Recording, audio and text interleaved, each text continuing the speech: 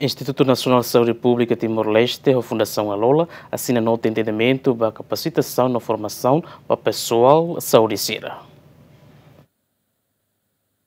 Nota entendimento no Instituto Nacional de Saúde Pública Timor-Leste, a Fundação Alola, assina a terça-ne, onde for capacitação para pessoal de saúde cira e a município Cia. Presidente do Instituto Nacional de Saúde Pública Timor-Leste, Merita Antônia Armindo Monteiro, até tem objetivo husi nota entendimento ne, atualmente ponto balão para serviço nebe antes ne iona, anesan halo pesquisa para programa cira nebe lá ona a duração tinantolo. Tuir Presidente do Instituto Nacional de Saúde Público Timor-Leste, pesquisa é importante a tem impacto desse programa sira nebe implementado na público. Tamba a minha nuindi yang katak importante mos atu hari konabar resultado implementação programa sira nebe madurante ne halona hakarak halo pesquisa. Ami sida defini lolos área pesquisa saída mak hakarak at halo bebe ia ona hano imbalo nebe que hakarak halo pesquisa. Atu avalia fila fala implementação sira nebe durante ni ami halona já que Instituto Nacional de Saúde Pública ia ona ema lubukida menia funcionário sira nebe que capacitado em satu halo pesquisa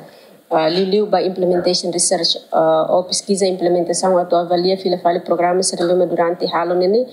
impacto ia kala nini outcome ia kala já que Instituto Nacional de Saúde Pública serviço muito com parceiro Barabarak, inclui a Lola Foundation for formação Barak,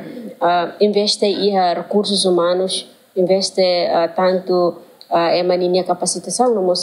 financeiro e tá cara fila fale posserando impacto e hakalah. Diretora Executivo Fundação Alola, Maria Imaculada Guterres informa, formação no capacitação na Fundação Alola atu oferece para pessoal saúde cira, se focaliu para pesquisa cancro susso no cervix, no ne bele hatene causa huse cancro ne. Além de capacitação para pesquisa cancro, ihamos formação para saúde inanoan, no saúde produtiva adolescente. Fundação Alola na fatin iha mine commitmento atu la austate com assistência para paciente sira nebe maka ami servir ele feito sira inansira la bari feito sira nebe maka afetado simoras ne vai apoio referral no apoio logístico sira nebe ma ami foba paciente sira ne mas bemos atuare levamos vai a pesquisa mais ou menos fatores que saída ma contribui pode hamoso vai